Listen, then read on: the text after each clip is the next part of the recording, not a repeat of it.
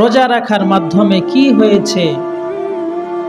রোজা রাখার মাধ্যমে আমাদেরকে আল্লাহ রাব্বুল আলামিন যেই বিশেষ ফজিলত দান করেছেন, ওই বিশেষ ফজিলত হলো আমি আপনি রোজা রাখার কারণে মহান আল্লাহ তাআলার সাথে সম্পর্ক হয়েছে। ইন্নাল হামদুলিল্লাহ হামদান ইয়ালিকু বিজালালিহি ওয়া কামালিহি সুবহানাহু ওয়া তাআলা লাহুল হামদু ফিল উলা ওয়াল আখিরাহ ওয়া হুয়া আলা কুল্লি শাইইন কাদির। আল্লাহুম্মা ইন্না নুশহিদুকা ওয়া নুশহিদু মালাইকাতাক ওয়া হামালাতা আরশিক ওয়া জামিআ খালকিকা আন্নাকা আনতাল্লাহ লা ইলাহা ইল্লা আনতা ফাহুয়াল ওয়াহিদুল আহাদ আল ফারদুস সামাদ الذي لم يلد ولم يولد ولم يكن له كفوا أحد ونشهد أن سيدنا وسندنا وحبيبنا وحبيب ربنا وطبيبنا وطبيب قلوبنا ومولانا محمدا عبد الله ورسوله أما بعد فأعوذ بالله من الشيطان الرجيم بسم الله الرحمن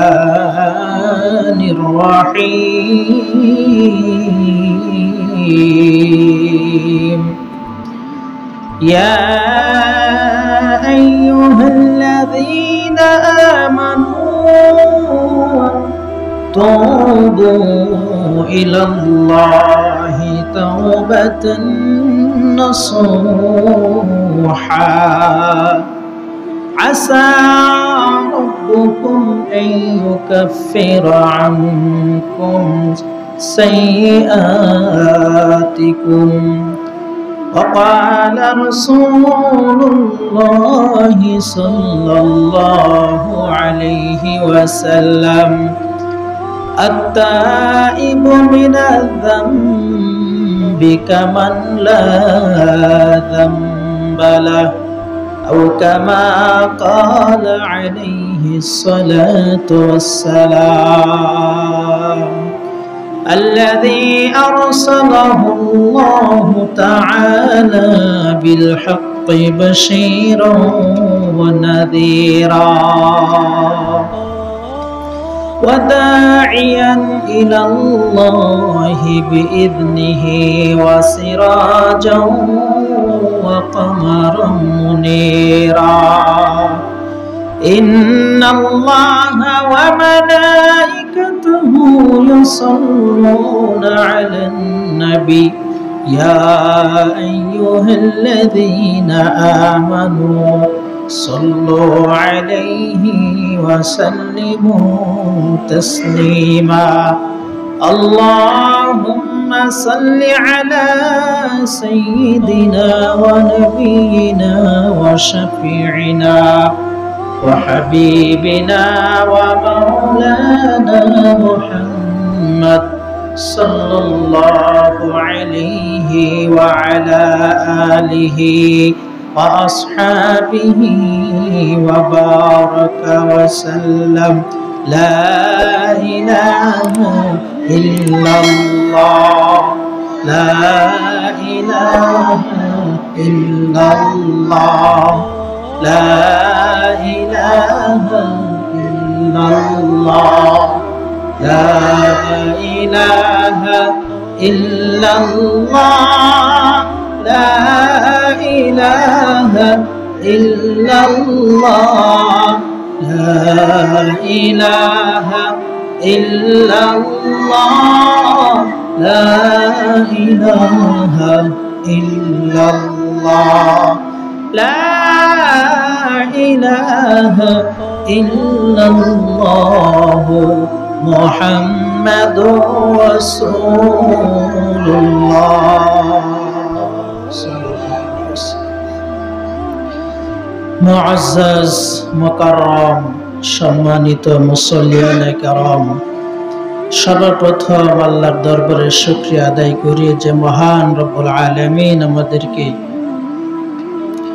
বছরের শ্রেষ্ঠতম মাস পবিত্র মাহে রমজানের শ্রেষ্ঠতম দিন পবিত্র জুমার দিন, এছাড়াও এই জুমা হলো এই মাহে রমজানের শেষ জুমা। আল্লাহ পাক আমাদেরকে যে সুস্থতার সাথে হায়াতের সাথে এই মসজিদে এসে জুমার নামাজ আদায়ের তৌফিক দিয়েছেন, জবান খুলে শুকরিয়া আদায় করি আলহামদুলিল্লাহ। রমজান মাস আসার আগের যে দুটি মাস রজব এবং শাবান, এই দুটি মাস যখন ছিল, আমরা যখন ওই দুটি মাসের মধ্যে ছিলাম, আল্লাহর নবীর শেখানো একটি দোয়া আমরা বারবার করতেছিলাম যে আল্লাহুম্মা বারিক লানা ফি রজব ওয়া শাবান ওয়া বাল্লিগনা রমাদান। আল্লাহর কাছে চাইতেছিলাম যে হে আল্লাহ, আমাদেরকে রজব এবং শাবান মাসের মধ্যে বরকত নাজিল করেন, বরকত দেন এবং রমজান পর্যন্ত হায়াতকে আল্লাহ লম্বা করে দেন, বাড়িয়ে দেন।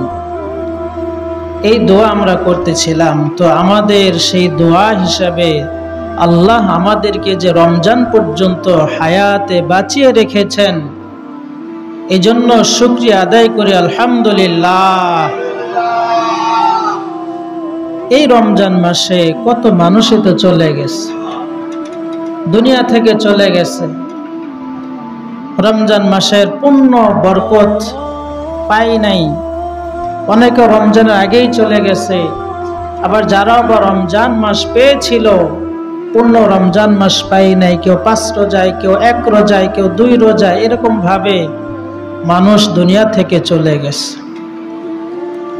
তো সেখান থেকে আল্লাহ পাক যে আমাকে আপনাকে হায়াতে বারাকা দান করেছেন এবং রোজাগুলো পালন করার তৌফিক দিয়েছেন, এই শুকরিয়া যে আল্লাহর কাছে কত বেশি শুকরিয়া আদায় করতে হবে আমাদের, এই শুকরিয়ার শেষ নাই, এই শুকরিয়ার শেষ নাই যে আমরা কতখানি ভাগ্যবান যে আল্লাহ যে আমাদেরকে পবিত্র মাহে রমজানের একটি মাস রোজা রাখার তৌফিক দিয়েছেন, আমরা হায়াতে বেঁচে আছি।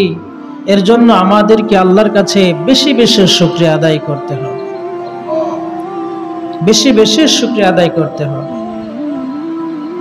আমরা এই রমজান মাসে রোজা রেখেছি, আল্লাহ আমাদের তৌফিক দিয়েছেন। রোজা রাখার মাধ্যমে কি হয়েছে? রোজা রাখার মাধ্যমে আমাদেরকে আল্লাহ রাব্বুল আলামিন যেই বিশেষ ফজিলত দান করেছেন, ওই বিশেষ ফজিলত হলো আমি আপনি রোজা রাখার কারণে মহান আল্লাহ তাআলার সাথে সম্পর্ক হয়েছে। সুবহানাল্লাহ। আল্লাহ রাব্বুল আলামিন কোনদিন পান করেন না, তিনি পান করেন না, তিনি ঘুমান না, তিনি ঝিমানো না। কিন্তু আমরা বান্দারা পান করি, খাওয়া দাওয়া করি, ঘুমাই।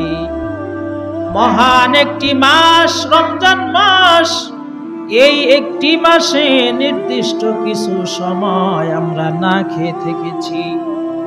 শবে সাদেক থেকে নিয়ে সূর্যাস্ত পর্যন্ত না খেয়ে থাকাটা আল্লাহর না খাওয়ার সাথে সাদৃশ্য হয়ে গিয়েছে। আল্লাহ যেমন খান না, তিনি কখনোই পানাহার করেন না, কিন্তু বান্দারা সব সময় পানাহার করে। তবে মাহে রমজান মাসে নির্দিষ্ট একটু সময় যেহেতু বান্দারাও আল্লাহর সাথে মিল রেখে কিছুটা সময় বিরত রয়েছে, এই জন্য আল্লাহর সাথে বান্দার আমল মিলে গিয়েছে।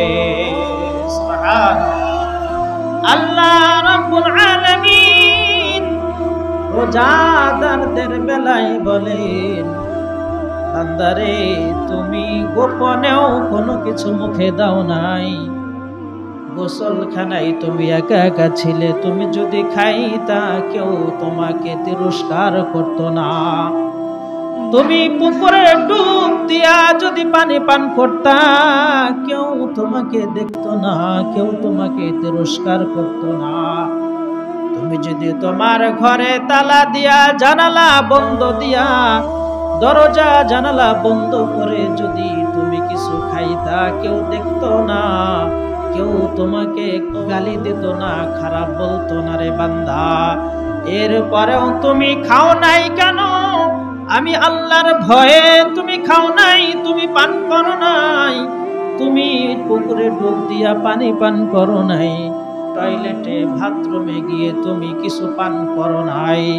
তোমার এই পান না করাটা একমাত্র আমি আল্লাহর ভয়ে হওয়ার কারণে। তুমি বান্দা আমার বন্ধু হয়ে গিয়েছ। সুবহানাল্লাহ, তুমি আমার বন্ধু হয়ে গিয়েছ, তোমার এই প্রতিদান তাই আমি আল্লাহ নিজ হাতে দান করব। সুবহানাল্লাহ, আল্লাহ নিজ হাতে আমাদেরকে দান করবেন। এই রমজান মাসে রোজা রাখার কারণে বান্দারা আল্লাহর সাথে সম্পর্ক হয়ে গিয়েছে, বান্দার সাথে সিফাতের সাথে আল্লাহর গুণের সাথে বান্দার সাথে মিলে গিয়েছে, বান্দারা আল্লাহর হয়ে গিয়েছে, আল্লাহ তাআলাও বান্দাদের জন্য হয়ে গিয়েছে। এই রমজান মাস এখন শেষের পথে, রমজান মাস আমাদের জীবন থেকে চলে যাইতেছে। যদি হায়াতে আল্লাহ বাঁচায় রাখেন, আগামী বছর পাইতেও পারি নাও পারি, এখনো সময় আছে, আর মাত্র কয়েকটা দিন বাকি আছে। এই সময়ের মধ্যে আমরা বেশি বেশি নেক আমল করে, দোয়া করে, জিকির করে, কোরআন তেলাওয়াত করে, দোয়া ইস্তেগফারের মাধ্যমে আরো বেশি বেশি যেন নেক অর্জন করতে পারি। আল্লাহ তৌফিক দান করেন, আমিন। আল্লাহ যেন আমাদের আর বেশি বেশি তৌফিক দান। এই রমজান মাস শেষের দিকে চলে গিয়েছে, শেষের দিকে চলে আসলো। এই রমজান মাস তো আমি পাইলাম। এই রমজান মাসের বিশেষ একটি গুণ হলো আল্লাহ বান্দাদেরকে দিয়েছেন যেন বান্দারা নিজেদের যাবতীয় গুনাহগুলো যেন মাফ করায়া নিতে পারে, যেন বান্দারা নিজেদের গুনাহ যেন মাফ করায়া নিতে পারে। আমি আপনি সকলেই গুনাহগার, সব মানুষ গুনাহগার। এই গুনাহ থেকে মুক্তি পাওয়ার আল্লাহ ব্যবস্থা করে দিয়েছেন। সেই মাসটার নাম হলো পবিত্র মাহে রমজান। তিরমিজি শরীফে 3545 নম্বর হাদিসে উল্লেখ করা হয়েছে, রাগিমা আনফু রাজুলিন যুকিরতু ইনদাহু ফালাম ইউসাল্লি আলাইয়া। ধ্বংস হোক ওই ব্যক্তি যার কাছে আমি মুহাম্মদ সাল্লাল্লাহু আলাইহি ওয়াসাল্লামের নাম উল্লেখ করা হলো কিন্তু সে আমার উপর দরুদ পড়ল না, সেই ব্যক্তি ধ্বংস হোক। নবী মুহাম্মদ সাল্লাল্লাহু আলাইহি ওয়াসাল্লামের নাম যখনই আমরা শুনব তখনই আমরা একবার পড়ে নেব সাল্লাল্লাহু আলাইহি ওয়াসাল্লাম।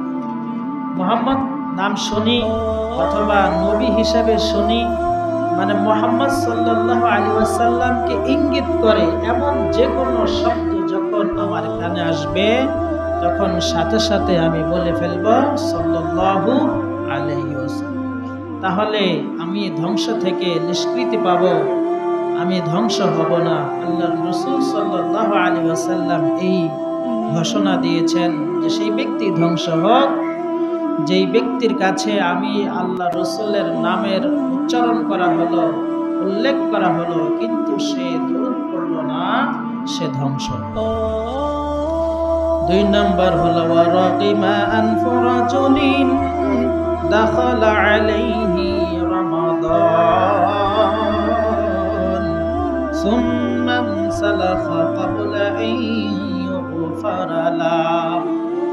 ওই ব্যক্তিও ধ্বংস হোক যেই ব্যক্তির কাছে পবিত্র মাহে রমজান প্রবেশ করেছে, পবিত্র মাহে রমজান যার কাছে গিয়েছে অথচ রমজান মাস চলে গেল, শেষ হয়ে গেল কিন্তু তার গুনাহ মাফ হলো না, ওই ব্যক্তিও ধ্বংস হোক। আল্লাহর নবীর হাদিসে বলেছেন রমজান মাস পাইল কিন্তু গুনাহ মাফ করাইতে পারল না, ওই ব্যক্তিও ধ্বংস হোক। এই ব্যক্তি ধ্বংস অনিবার্য। এজন্য রমজান মাস আমাদের এখনো কয়েকটা দিন বাকি আছে, বেশি বেশি করে কান্নাকাটি করে নিজেদের গুনাহ যেন মাফ করাইতে পারি। আল্লাহ আমাদের তৌফিক দান করেন বলে আমিন। দ্বিতীয়তে বলেছেন ওয়ারাকিমা আনফু রাজুলিন আদারাকা ইনদাহু আবাওয়াহুল কিবার ফালাম ইউদখিলাহুল জান্নাহ। 3 নম্বর ওই ব্যক্তি ধ্বংস হোক যেই ব্যক্তির কাছে তার মা বাবা বৃদ্ধ অবস্থায় ছিল, অর্থাৎ যেই ব্যক্তি তার মা বাবাকে বৃদ্ধ অবস্থায় পাইল কিন্তু মা বাবার সেবা যত্ন করলো না, ওই মা বাবা সেবা যত্ন পাইয়া না পাইয়া তাকে জান্নাতে প্রবেশ করাইতে পারলো না, ওই সন্তান ধ্বংস হোক। নাউযুবিল্লাহি মিন যালিক। মা বাবাকে বৃদ্ধ অবস্থায় পাইয়া তাদের সেবা যত্ন না করে তাহলে ওই ব্যক্তিও জান্নাতে যদি না যাইতে পারে সেই ব্যক্তিও ধ্বংস হোক। তাহলে 3টা ব্যক্তির ধ্বংস অনিবার্য আমরা এই হাদিসের মাধ্যমে জানতে পারলাম। 1 নাম্বার রাসূলের নাম যেই মুসলমানের কাছে স্মরণ করা হয়, উল্লেখ করা হয় আর দুরূদ শরীফ পড়ে না সেই ব্যক্তির জন্য ধ্বংস অনিবার্য। 2 নাম্বার যে রমজান মাস পেয়ে নিজের গুনাহ মাফ করাইতে পারলো না সেই ব্যক্তির জন্য ধ্বংস অনিবার্য। 3 নাম্বার যে বৃদ্ধ অবস্থায় মা বাবাকে পাইল, মা বাবার সেবা যত্ন করে জান্নাতে যাইতে পারলো না, ওই ব্যক্তির জন্য ধ্বংস। তো তিনটাই অনেক গুরুত্বপূর্ণ একটি বিষয়। 3 ব্যক্তির আলোচনা এখানে সম্ভব নয়, এই জন্য শুধু রমজান মাস যারা পাইয়া রমজান মাসের গুনাহ মাফ করাইতে পারলো না এই বিষয়ে আমরা আলোচনা শুনব। তো নিজেদের গুনাহ মাফ করানোর জন্য অনেকগুলো উপায় আল্লাহ রাব্বুল আলামিন দিয়েছেন। কোরআন ও হাদিসের মাধ্যমে বিভিন্ন কথা পাওয়া যায়, তো এর মধ্যে 2-4টি কথা ইনশাআল্লাহ বলবো। আল্লাহ পাক আমাদের আমল করার তৌফিক দান করেন বলি আমিন। 1 নাম্বার নিজেদের গুনাহ মাফ করানোর একটা উপায় হলো তওবা করা। এক নম্বর কি করা? তওবা করা। তওবার দ্বারা আল্লাহ রাব্বুল আলামিন বান্দাদের গুনাহ মাফ করেন। তো সূরা তাহরিমের ৮ নম্বর আয়াতে আল্লাহ রাব্বুল আলামিন বলেন, ইয়া আইয়ুহাল্লাযীনা আমানু তুবু ইলাল্লাহি তাওবাতান নাসুহা আসা রাব্বুকুম আন ইউকাফিরা আনকুম সাইয়্যাতিকুম। আল্লাহ বলেন, হে আমার ঈমানদার বান্দা বান্দীগণ, তোমরা আমি আল্লাহর কাছে খাঁটি দিলে তওবা করো। যদি খাঁটি দিলে তওবা করো তাহলে লাভ কি? আল্লাহ বলেন, আসা রাব্বুকুম আন ইউকাফিরা আনকুম সাইয়্যাতিকুম। আশা করা যায় আল্লাহ পাক তোমাদের জিন্দেগির तमाम গুনাহগুলো মিটায়া দিবে। সুবহানাল্লাহ। সমস্ত গুনাহ আল্লাহ মিটিয়ে দিবেন, নিঃশেষ করে দিবেন, অর্থাৎ তোমাদেরকে আল্লাহ মাফ করে দিবেন। সুবহানাল্লাহ। তাহলে ক্ষমা চাওয়া, আল্লাহ মাফ, নিজেদের গুনাহ মাফ করানোর অন্যতম একটি উপায় হলো তওবা করা। কি করা? তওবা। খাটিয়ে দিলে তওবা করতে হবে, একদম মনের থেকে তওবা করতে হবে। খাটিয়ে দিলে যদি তওবা আমরা করি তাহলে আল্লাহ অবশ্যই আমাদের তওবা কবুল করবেন, আমাদের গুনাহ আল্লাহ মাফ করে দিবেন। 2 নম্বরে ইবনে মাজাহ শরীফে 4250 নম্বর হাদিস, আব্দুল্লাহ ইবনে মাসউদ রাদিয়াল্লাহু তাআলা আনহু থেকে বর্ণিত। তিনি বলেন, রাসূলুল্লাহ সাল্লাল্লাহু আলাইহি ওয়াসাল্লাম ইরশাদ করেন, আত-তাইবু মিনায যামবি কামান লা যামবা লা। গুনাহ থেকে যে তওবা করে ওই ব্যক্তি হলো এমন যেন তার জিন্দেগিতে আর কোনো গুনাহ নাই। সুবহানাল্লাহ। যে গুনাহ থেকে তওবা করে সেই ব্যক্তি হলো এমন যেন তার কোনোই গুনাহ নাই। তাহলে তওবা করতে হবে। ইবনে মাজাহ শরীফের 4251 নম্বর হাদিসে আনাস ইবনে মালিক রাদিয়াল্লাহু তাআলা আনহু থেকে বর্ণিত। তিনি বলেন, নবীজি সাল্লাল্লাহু আলাইহি ওয়াসাল্লাম বলেছেন, কুল্লু বানি আদম খাত্তা ওয়া খায়রুল খাত্তাইনা আত-তাওয়াবুন। কুল্লু বানি আদম খাত্তাউন, যে সমস্ত আদম সন্তান যারা আছে সকলেই গুনাহগার। আর এই গুনাহগারদের মধ্যে উত্তম হলো ওই ব্যক্তি যারা আল্লাহর কাছে তওবা করে। সুবহানাল্লাহ। তাহলে আমরা সকলেই গুনাহগার, সবাই গুনাহগার। আলেম হই, ইমাম হই, খতিব হই, গার্মেন্টস শ্রমিকের মালিক হই, আর সাধারণ মানুষ যেই হই না কেন, পীর হই, শায়েখ হই, সকল আদম সন্তান গুনাহগার। আর এদের মধ্যে উত্তম হলো ওই ব্যক্তি যে ব্যক্তি আল্লাহর কাছে তওবা করে। আল্লাহর কাছে যারা তওবা করে এরা হলো সবচেয়ে উত্তম ব্যক্তি। দুনিয়ার মধ্যে যত মানুষ আছে, যত গুনাহগার আছে, এদের থেকে সর্বোৎকৃষ্ট হলো ব্যক্তি যারা খাঁটি দিলে আল্লাহর কাছে তওবা করে। আল্লাহ পাক আমাদের বেশি বেশি তওবা করার তৌফিক দান করেন বলে আমিন। তিরমিজি শরীফে 3538 নম্বর হাদিসে বর্ণিত আছে, আবু হুরায়রা রাদিয়াল্লাহু তাআলা আনহু বলেন, ওনার রিওয়ায়াত, ওনার বর্ণনা যে নবীজি সাল্লাল্লাহু আলাইহি ওয়াসাল্লাম বলেছেন যে তওবার দ্বারা আল্লাহ পাক বান্দাদের প্রতি কতখানি খুশি হন, এত বেশি খুশি হন যা বলার ভাষা রাখে না। একটা উদাহরণ সেই হাদিসে পাকের মধ্যে দেওয়া হয়েছে।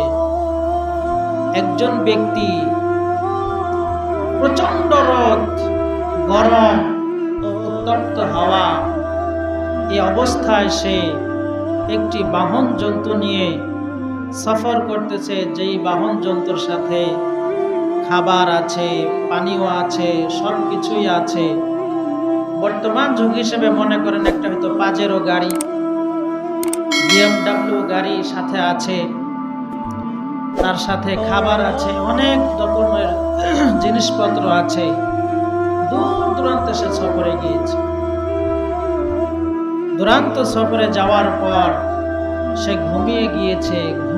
ঘুম থেকে জাগ্রত হওয়ার পর দেখে তার গাড়ি নাই, তার বাহন জন্তু কিছুই নাই। পানাহার যেগুলো করবে, খাদ্য পানীয় কোনো কিছুই আর নাই, নিঃশেষ হয়ে গিয়েছে। ঘুম থেকে জেগে দেখছে এগুলো নাই। তখন মরুভূমি অঞ্চল, আশপাশে ধুধু বালু আর বালু, ঘর বাড়ি নাই। তখন ওই বান্দা একমাত্র আল্লাহর উপরে ভরসা করে যে এখন তো আমার আর কিছুই নাই, আশপাশে বাড়িঘরও দেখা যায় না। এই অবস্থায় বান্দা নিরাশ হয়ে যায়। নিরাশ হয়ে গিয়ে একমাত্র আল্লাহর উপর ভরসা করে সে আবার ঘুমিয়ে পড়ে। ঘুম থেকে যখন জাগ্রত হয়, জাগ্রত হওয়ার সাথে সাথে সে যখন দেখতে পায় যে তার সেই হারানো গাড়ি অথবা ঘোড়া এবং খাবার দাবার পানীয় যাহা কিছু আছে, যেগুলো হারিয়ে গিয়েছিল, সেগুলো হঠাৎ সে ঘুম থেকে জেগে সেগুলো আবার পেয়ে যায়। তাহলে এই ব্যক্তির অন্তরে যতখানি খুশি অর্জন হয়, যত সে আনন্দিত হয়, তার থেকেও কোটি কোটি কোটি কোটি গুণ বেশি আল্লাহ রাব্বুল আলামিন ওই বান্দার প্রতি খুশি হন, যে বান্দা তওবা করে আল্লাহর কাছে ফিরে যায়। সুবহানাল্লাহ। তওবা করলে আল্লাহ এত বেশি খুশি হন। এজন্য আল্লাহর কাছে বেশি বেশি করে তওবা করা, বেশি বেশি করে ক্ষমা প্রার্থনা করা। এভাবে যদি আমরা তওবা করতে পারি, তাহলে আল্লাহ পাক আমাদের প্রতি খুশি হবেন এবং আমাদেরকে আল্লাহ রাব্বুল আলামিন এরকম খুশি হয়ে আমাদের যে পুরস্কার, সেই পুরস্কারে পুরস্কৃত করবেন ইনশাআল্লাহ। তো তওবা করার কয়েকটি শর্ত আছে।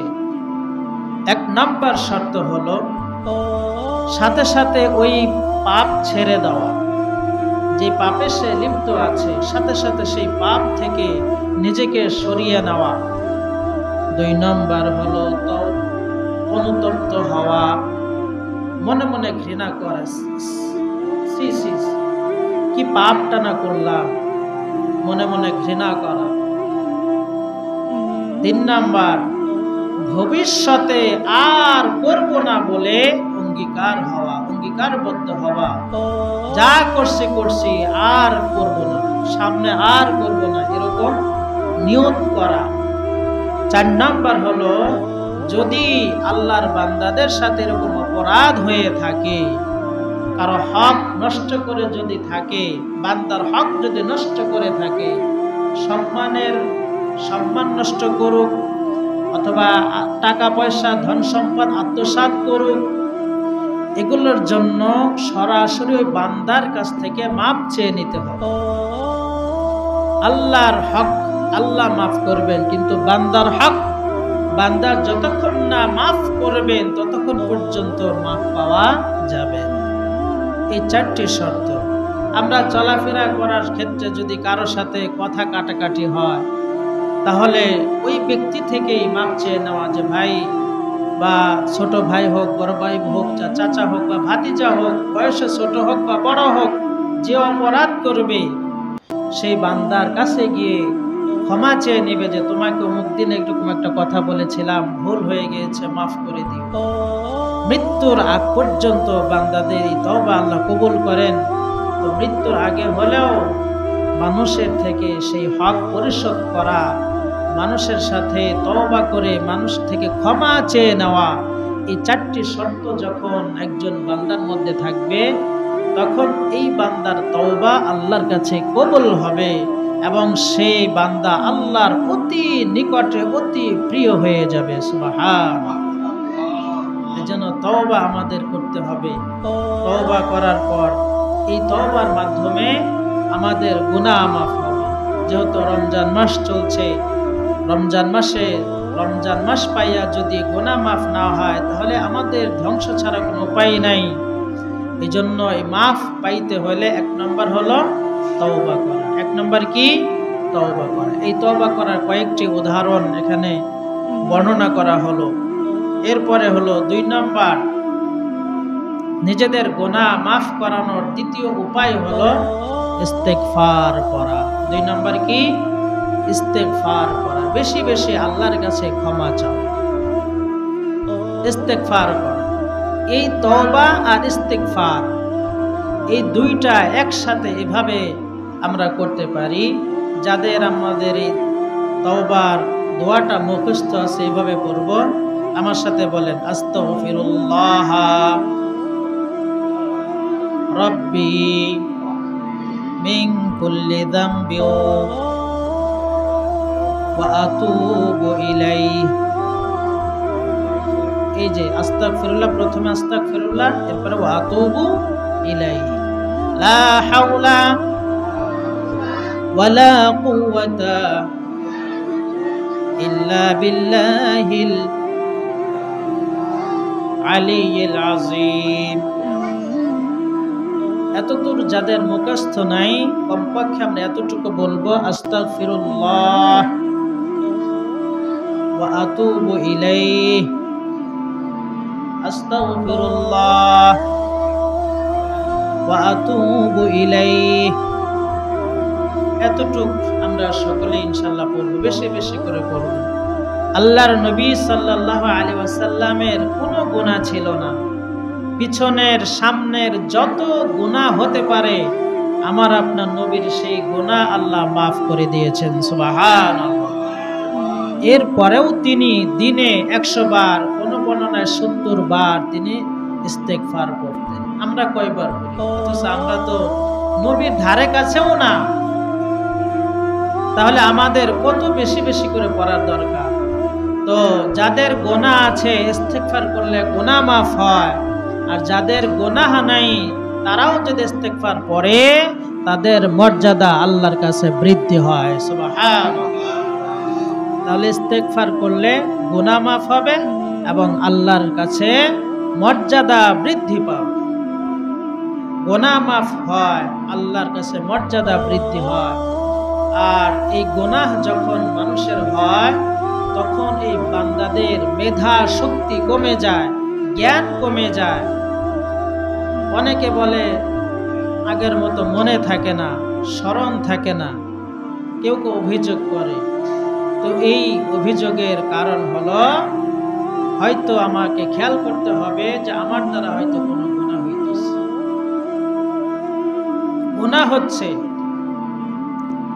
ইমাম শাফি রহমতুল্লাহি আলাইহি উনি ওনার উস্তাদের কাছে, ওকি রহমতুল্লাহর কাছে অভিযোগ করলেন, শাকাউতি লাউকিন সুআ হিফজি ফাআউসানি ইলা তারকিল মাআসি। ইমাম শাফি রাহিমাহুল্লাহ 4 ইমামের অন্যতম একজন ইমাম, ইমাম শাফি, যার নামের উপর একটি মাযহাব প্রতিষ্ঠিত হয়েছে। তো সেই ইমাম শাফি রহিমাহুল্লাহ তিনি বলেন, আমি আমার উস্তাদ ওকিঈ রহিমাতুল্লাহর কাছে অভিযোগ করলাম স্মরণ শক্তি কমে যাওয়ার, যে আমার স্মরণ শক্তি কমে যাচ্ছে। তখন ওকি রহিমাহুল্লাহ আমার উস্তাদ আমাকে উপদেশ দিলেন, ইলা তারকিল মাআসি, গুনাহ ছেড়ে দেওয়ার, গুনাহ বর্জন করার। সুবহানাল্লাহ। তাহলে গুনাহ করলে মানুষের স্মরণ শক্তি কমে যায়। যে সকল ছাত্র যারা লেখাপড়া অবস্থায় থাকে এদের স্মরণ শক্তি যদি কেউ বৃদ্ধি করতে চায় তাহলে বেশি বেশি করে ইস্তেগফার করতে হবে। কারণ ইস্তেগফারের দ্বারা গুনাহ মাফ হয়। ইস্তেগফারের দ্বারা কি হয়? গুনাহ মাফ হয়। গুনাহ মাফ হলেই স্মরণ শক্তি বৃদ্ধি পায়, আর গুনাহ থাকলে স্মরণ শক্তি কমে যায়।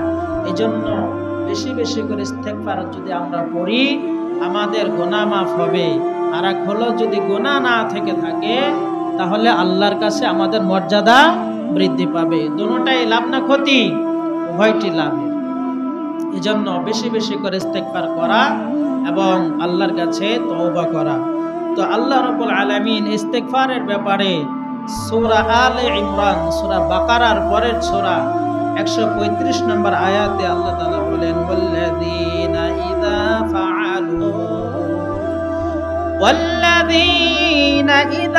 ফাআলু ফাহিশাতান আও যালামু আনফুসাহুম যাকারুল্লাহ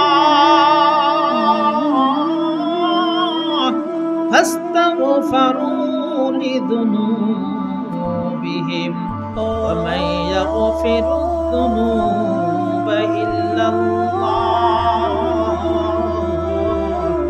ওয়া লাম ইয়াসিরু আলা মা ফাআলু ওয়া হুম ইয়ালামুন। আল্লাহু আকবার। আল্লাহ রাব্বুল আলামিন বলেন, যারা ফাহেশা কাজ করে, নির্লজ্জ কাজ করে, বেহায়াপনা কাজ যারা করে, আও যালামু আনফুসাহুম, অথবা নিজেদের নফসের উপরে জুলুম করে, করার সাথে সাথে আল্লাহ রাব্বুল আলামিনকে স্মরণ করে, যাকারুল্লাহ, আল্লাহকে স্মরণ করে, আল্লাহ কি পাপ করে ফেললাম, ভুল করেছি, আল্লাহকে স্মরণ করে, ফাস্তাগফারু লিযুনুবিহিম, অতঃপর নিজেদের পাপের জন্য আল্লাহর কাছে ক্ষমা চায়। আল্লাহ ছাড়া আর কি আছে যে বান্দার গুনাহ মাফ করবে? এই আল্লাহর কাছে ক্ষমা চায়। 3 নম্বর হলো ওয়ালাম ইয়াসিরু আলা মা ফাআলু ওয়া হুম ইয়ালামুন, জেনে শুনে ওই গুনাহ বান্দারা আর বারংবার করে না। জেনে শুনে এই গুনাহ বান্দারা আর করে না। তাহলে আল্লাহ রাব্বুল আলামিন এই বান্দাদেরকে আল্লাহ বুঝাইলেন যে বান্দারা আল্লাহর কাছে তওবা করবে, আল্লাহ রাব্বুল আলামিন তওবা কবুল করবেন। আল্লাহ ছাড়া আর কে আছে এমন যে গুনাহ মাফ করাইবেন? কেউ নাই। আমাদের মুসলমানদের বিশ্বাস অনুযায়ী আল্লাহ ছাড়া গুনাহ মাফ করানোর ক্ষমতা আর কারো নাই। আল্লাহ মাফ করেন, তবে শর্ত হলো আমরা বান্দা যারা আছি আল্লাহর কাছে ক্ষমা চাইতে হবে, ইস্তেগফার করতে হবে। আল্লাহর নবী 100 বার অথবা 70 বার ইস্তেগফার করেছেন উম্মতকে শিক্ষা দেওয়ার জন্য। ওনার তো গুনাহ নাই, তাহলে তিনি কেন ইস্তেগফার করলেন? উনি উম্মতকে তালিম দেওয়ার জন্য, শিক্ষা দেওয়ার জন্য পড়েছেন, অথবা আল্লাহর কাছে মর্যাদা বৃদ্ধি পাবে এই জন্য পড়েছেন। কিন্তু আমরা এই নবীর আমলের থেকে শিক্ষা নিয়ে আমরা নিজেদের গুনাহ মাফের জন্য আল্লাহর কাছে ইস্তেগফার করব। তো এই শব্দটা আমরা কিভাবে করব? আস্তাগফিরুল্লাহ,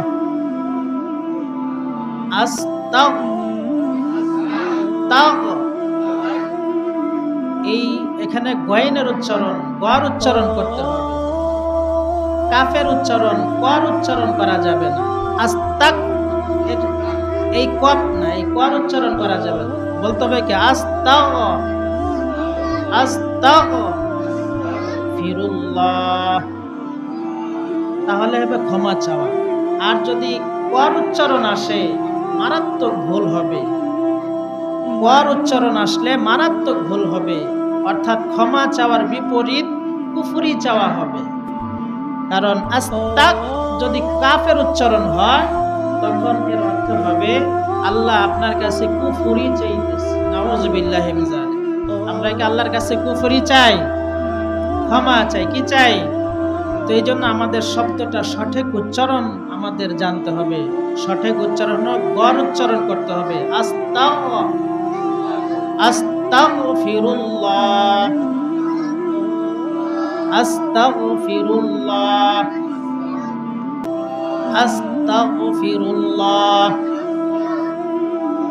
এটা হলো সঠিক উচ্চারণ। কারো যদি আয়ত্ত না হয়ে থাকে তাহলে যারা ভালো পারে তাদের থেকে বারবার শুনিয়ে শুনিয়ে আমাদের এই ইস্তেগফারটাকে পরিশুদ্ধ করে নিতে হবে। এতটুকু পড়লে বান্দা, যেমন ইস্তেগফারের যে ফজিলত বলা হলো, মোবাইলে অনেক সময় অনেক কিছুই আজে বাজে জিনিসগুলো মেমোরিতে থাকে, বা কম্পিউটারে অনেক আজে বাজে জিনিস অনেক সময় ডিলিট করার প্রয়োজন হয়। তো ডিলিট বাটনে টিপ দিলে যেমন সবগুলো ডিলিট হয়ে যায়, ঠিক অনুরূপভাবে বান্দার জীবনে যত গুনাহ, উল্টা পাল্টা যত কাজ আছে, এই সমস্ত কাজ একটা বাটন আস্তাগফিরুল্লাহ বললে সাথে সাথে সব গুনাহ আল্লাহ মাফ করে দেন। সুবহানাল্লাহ। এই জন্য ইস্তেগফার আমাদের বেশি বেশি করতে হবে।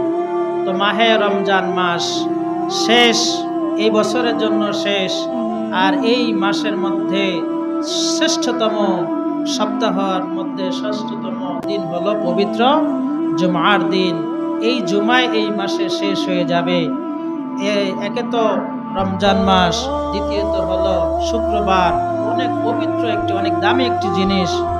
তো এর উদ্দেশ্য করে কিন্তু ভিন্ন কোনো নফল ইবাদত নাই। যেমন শবে কদরে আমরা নামাজ পড়ি, শবে বরাতে আমরা সালাত আদায় করি। তো জুমার দিনে জুমাতুল বিদা হিসাবে কোনো ভিন্ন কোনো সালাত নাই, তবে নফল ইবাদত, কোরআন তেলাওয়াত, এগুলো আমরা করব এই নিয়তে যে এরকম দামি একটি দিন সামনে আর বছর যদি পাই তাহলে হয়তো পাবো, এছাড়া পাবো না। এই জন্য ওই হিসেবে আমরা এই যতটুকু সময় আছে এই সময়ের মধ্যে আমরা বেশি বেশি করে ইস্তেগফার করব, তওবা করব, কোরআন তেলাওয়াত করব, জিকির করব। আর বাকি যেই দিনগুলো আছে, আর কয়েকটাই তো দিন আছে, আজকে 27 রোজা, 28, 29টা হওয়ার সম্ভাবনা খুব বেশি। আর 2টা দিন আছে আমাদের সামনে। তো এই 2টা দিনের মধ্যে আমাদের যত পাপ করেছি এই সমস্ত পাপগুলোর কথা স্মরণ করে করে আল্লাহর কাছে আমরা তওবা করব। আল্লাহ যেন আমাদের সকলের সকল গুনাহ মাফ করে দেন, বলে আমিন।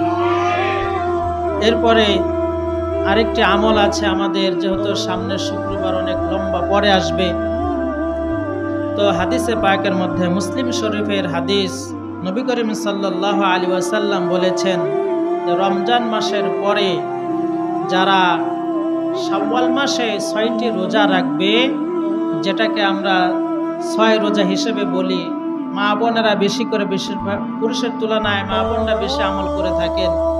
তো এই আমল সকলের জন্য, পুরুষ মহিলা সকলের জন্য, বাকি এটা ফরজ না, এই নফল রোজা, এটা হলো কি নফল রোজা। তো নবীজি সাল্লাল্লাহু আলাইহি ওয়াসাল্লাম এই নফল রোজার ফজিলত সম্পর্কে বলেন, মান সামা রমাদান সুম্মা আতবাআহু সিত্তাম মিন শাওয়াল কানা কাসিয়ামিদ দাহরি কুল্লিহি। নবীজি সাল্লাল্লাহু আলাইহি ওয়াসাল্লাম বলেন, যে ব্যক্তি পবিত্র মাহে রমজান মাসের রোজাগুলো পালন করলো, অতঃপর শাওয়াল মাসের 6টি রোজাও রাখলো, কেমন যেন সে সারাটি বছর রোজা রাখলো। সারাটি বছর রোজা রাখার সওয়াব সে পাবে।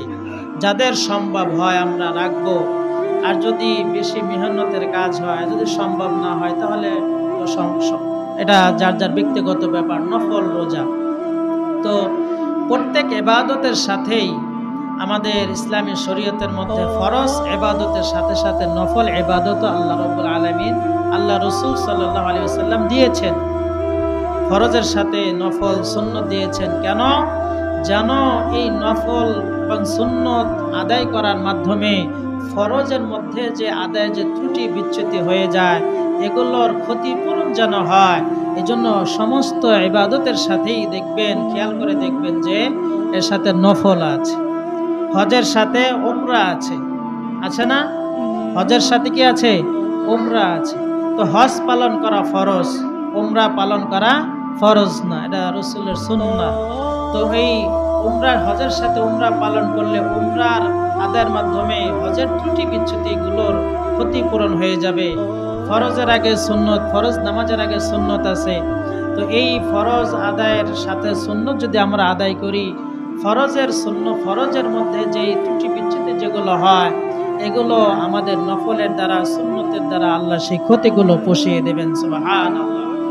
তো এমনি ভাবে রোজার সাথেও কিছু নফল, সেটা হলো শাওয়াল মাস অর্থাৎ রমজান মাসের পরের মাসে 6টি রোজা কথা বলা হয়েছে। এই 6টি রোজা রাখবে কিভাবে?